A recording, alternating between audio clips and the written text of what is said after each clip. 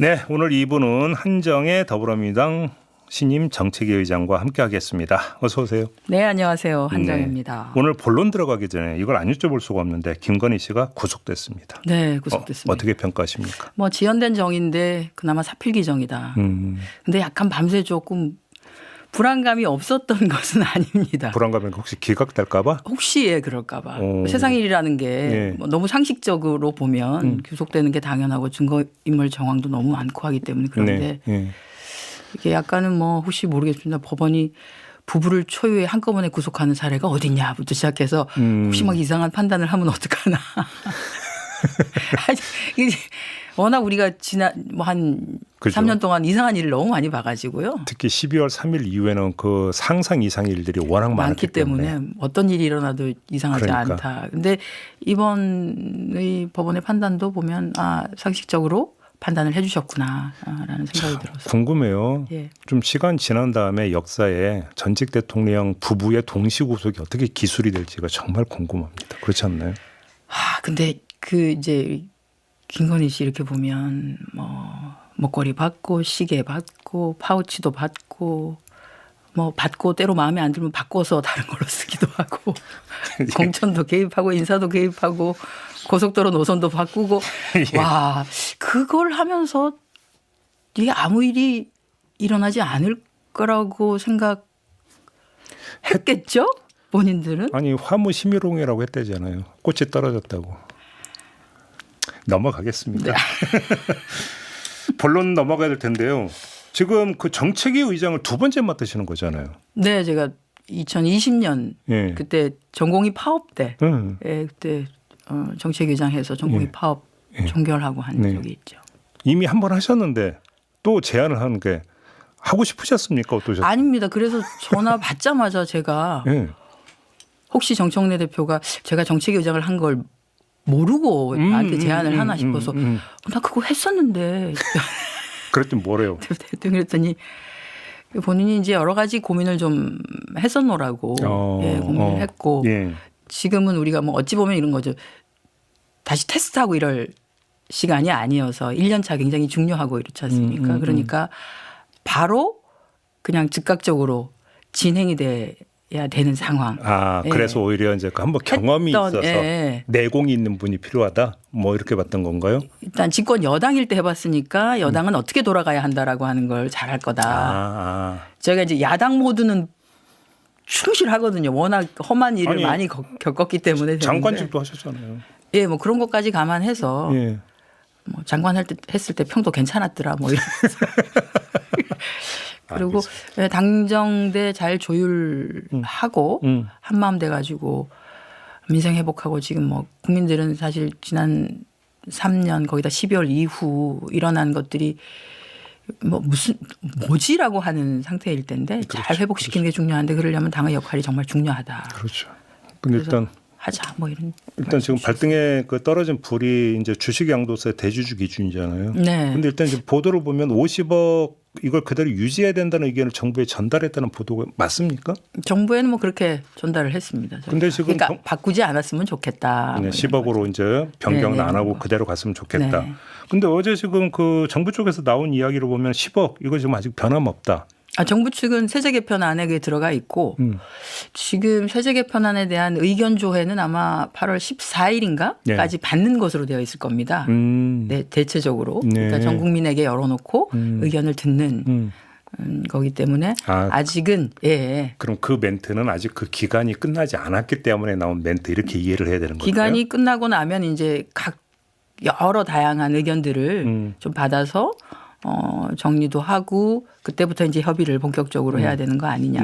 뭐 이렇게 생각하는 거죠. 그러면 그 지난 일요일에 고위 당정 협의회에서 이제 이 의견을 그 전달하신 걸로 알고 있는데 이때 그러면 정부 쪽에서는 어떤 반응이 나왔습니까? 정부 쪽에서는 심사숙고하겠다라고 하는 거죠. 그래요? 네.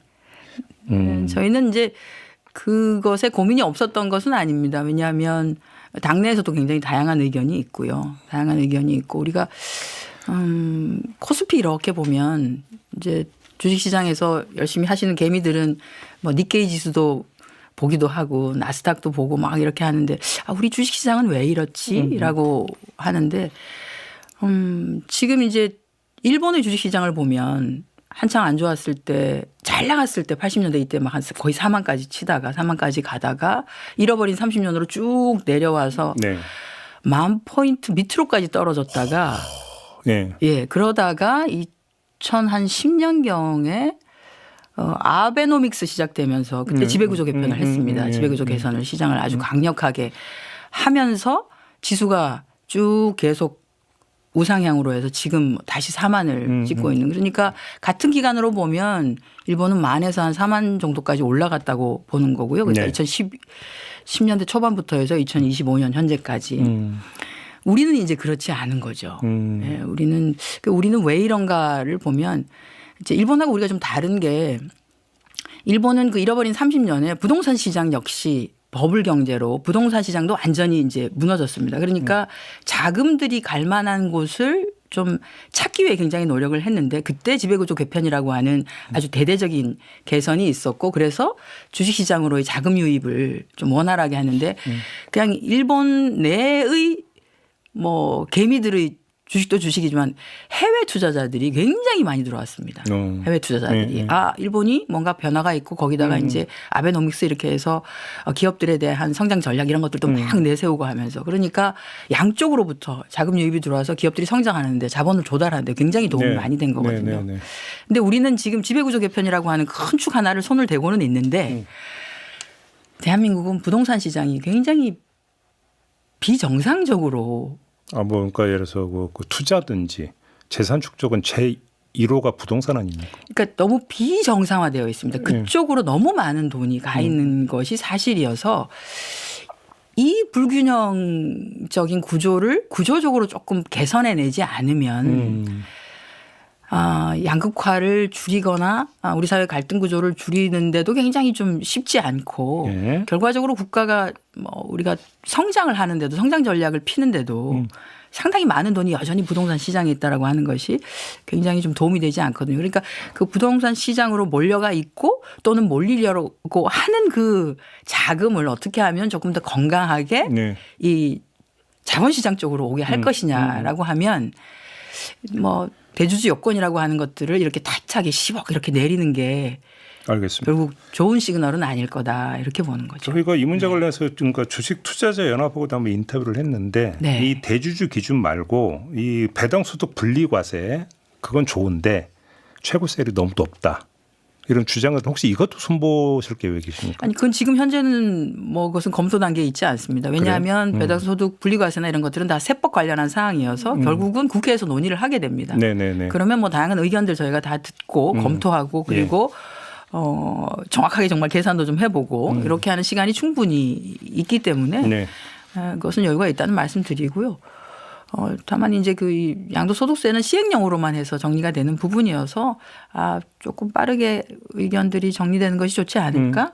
이건 이제 시장 내에 계신 분들이 아니라 시장 밖에 있는 분들에게 조금 여기 매력적인 것들이 진행되고 있습니다라고 하는 그런 걸 보여주기 위해서 한 것이다 보시면 될 것 같습니다. 그러니까 그 조금 그 의장님이 지금 그 말씀 주셨는데 이재명 대통령도 부동산으로 몰려 있는 자금이 증시 쪽으로 올 수 있게 해야 된다. 이런 얘기를 여러 번 강조를 했어요. 그러려면 예를 들어서 어떤 증시 쪽에서 유인책이 있어야 된다는 것도 당연한 거겠지만 또 하나는 부동산에서 뭔가 수익이 창출될 수 있다라고 하는 믿음을 깨야 되는 거잖아요. 다시 말해서 안정화시켜야 되는 거잖아요. 맞습니다. 그러려면 627을 지금 대출 규제 말고 부동산 시장을 상당 기간 동안 안정화할 수 있는 다른 대책이 또 있어야 되는 것 아니냐. 그래서 공급 대책이나 이런 얘기도 있는데 혹시 검토되고 있는 게 있습니까? 공급 대책은 뭐 아마 아시겠지만 어제 김윤덕 장관이 드디어 임명장을 받으신 상태예요. 국토부 장관이. 그래서 공급 대책은 뭐 부처 종합으로 나올 텐데 기재부와 국토부가 중심이 되어서 만들 수밖에 없고 해서 아마 조만간에 나오지 않을까. 나오긴 나오는군요. 그럼요. 대통령께서도 규제로 제한을 하는 데는 한계가 분명히 있다. 그것이 그렇기 때문에 공급 대책으로 그 공급도 예전에 이제 그 윤석열 정부 생각해 보시면 막 초기에 270만 호. 숫자는 거대한데 도대체 지금 어떻게 됐지라고 생각해 보면 제가 이렇게 봤더니 동기간에 실제로 이제 그렇게 호수로 발표한 거 말고 우리가 이제 얼마나 가시적으로 공급되겠다라고 하는 건 착공을 했다라고 하는 걸 보면 알 수 있지 않습니까? 그런데 문재인 정부 동기간 대비 윤석열 정부 동기간에 착공되는 비율을 보면 40% 정도밖에 되지 않았습니다. 실제로 공급이 거의 뭐 최악의 수준이라고 해야 될까요? 네네네. 그러다 보니까 지금 시장이 굉장히 불안정한 것도 사실이기 때문에 빠르게 공급할 수 있는 것에 중점을 둔다. 네. 예, 그러니까 새로운 신규 택지 이런 것이 아니라 기존의 3기 신도시. 그 속도를 올린다. 예, 네. 이거 되는 거냐 안 되는 거냐. 그러니까 거기에 빠르게 하겠다. 그리고 이미 신규 택지로 되어 있는 데는 공급 물량을 조금 더 올리는 방식으로 하고 그리고 유휴부지라든지 정부가 가지고 있는 부지라든지 이런 것들 정부가 개발할 수 있는 것들이 있습니다. 예를 들어서 뭐 지방자치단체가 갖고 있는 공공 건물 이런 건데 재건축을 해야 되는 상황이다. 이럴 것 같으면 그런 거에 밑에는 공공청사 같은 것들을 집어넣고 위에는 주거시설을 넣는다든지 주상복합식으로 해서. 그렇죠. 그러면 굉장히 빨리 예, 또 들어가지고 하기 때문에. 근데 지방부터 사실 우리 그러면 그 수도권에서 뭔가 좀 많이 나와야 되는 거 아닌가요? 사실 이건 다 수도권이 문제이죠. 수도권도 일부 뭐 서울에 국한된다라고 보시면 오히려 크게 틀리지 않습니다. 3기 신도시 관련한 부분, 뭐 신규 택지 이런 것들은 경기도에서 어느 정도 정리가 되고 있기 때문에 그래서 서울은. 서울과 관련한 부분이고 아마 정부도 그 재개발 말고는 방법이 없다 이런 얘기도 많이 하던데요. 서울에서는. 네, 재개발 재건축이 진행 중인데 이제 그게 생각보다 시간이 굉장히 많이 들어가는 게 있습니다. 그래서 그렇죠. 재개발 재건축과 관련해서는 어쨌든 허가와 관련된 인허가 절차를 단순화를 한다든지 또는 병렬해서 진행하는 방법이 있다든지 하는 규제 기간을 조금 줄여주는 방식 그것에 대해서 아마 최선을 다할 거라고 보고요. 네. 그거 외에는 아까 말씀드린 대로 기존에 이미 된 데다가 조금 더 공급을 가속화하는 방식을 더해서 조금 가시적인 공급 대책 네. 빠르게 진행되는 공급 대책 필요한 것에 공급이 된다라고 하는 것을 중점을 둬서 진행을 알겠습니다. 할. 하나만 더 여쭤볼게요. 예. 지금 이재명 대통령이 연일 산재 사고에 대한 엄정 대응을 주문을 하고 있습니다. 네, 맞습니다. 자, 그러면 이제 관련 입법도 지금 손질이 좀 돼야 될 것 같은 관련 법률도 네네. 혹시 검토하고 있는 게 있습니까? 지금 산재는 저희가 이제 중대재해처벌법과 네. 그리고 뭐 산업안전보건법에 있어서 법적인 체계는 거의 되어 있다고 보고요. 네. 그 체계에서 조금 더 꼼꼼하게 손봐야 되는 것들을 네. 좀 지금 검토 중에 있다고 보시면 될 것 같습니다. 디테일 보완입니까? 예, 디테일 보완을 해야 되는 예. 것이 있고요. 그리고 이번에 특히나 이제 건설 회사에서 사고가 났을 때 이게 관급공사에서도 배제되지 않고 있네라고 하는 것. 이게 이제 뭐 점수 구조가 굉장히 복잡해가지고 결국은 관급공사에서도 배제가 안 되고 하는데 이런 것들 결국은 이제 정책적인 보완을 통해서 좀 강력한 시장에 강력한 메시지를 줄 수 있는 거 이런 것들은 굉장히 빨리 진행할 수 있기 때문에 이런 것들 지금 진행 중이고 그렇습니까? 그렇습니다. 예를 들어서 이제 뭐 산재가 발생했다든지 그게 뭐 그러니까 예를 들어서 기준점이 일단 그 초과가 된다면 관급공사 입찰도 못하게 만든다 이런 겁니다. 그런 좀 과감한 조치들이 들어갈 수 있도록 해야 되는 거 아니냐. 지금 이제 노동부가 관련해서는 검토를 하고 있는 것으로 알고 있습니다. 그런데 예를 들어서 산업안전보건법이든 중대재해처벌법이든 법을 만들더라도 현장에서 그 법을 제대로 적용하느냐가 또 별도의 문제 아닙니까? 맞습니다. 이건 어떻게 평가를 하세요? 그 산업안전감독관의 수를 그간 굉장히 많이 늘리기도 했는데요. 예. 그래서 지금 아마 정부가 검토하고 있는 것이 소규모 사업장에 대한 것들 사고가 많이 나지는 않지만 지역에 밀착되어 있는 것은 지방자치단체에서 수시로 이렇게 관리 감독을 할 수 있도록 하는 것은 어떤가라고 해서 그 부분까지를 포함해서 예. 지금 검토를 하고 있습니다. 그래서 저희가 아마 전체적인 종합 대책을 만들어지면 국민께도 보고 드리고 이렇게 하도록 하겠습니다. 그리고 며칠 전에 플랜트 건설노조 위원장하고 인터뷰를 했는데 네. 중대재해처벌법이 만들어지니까 그다음에 나타나는 현상이 뭐냐면 현장에서 노후 설비를 교체를 하는 게 아니라 CCTV를 많이 설치하더라. 왜? 이게 사업주의 책임이 아니라 노동자의 부주의 책임이라고 하는 것도 입증하기 위해서. 현장에서 지금 이렇게 나타나고 있다고 하더라고요.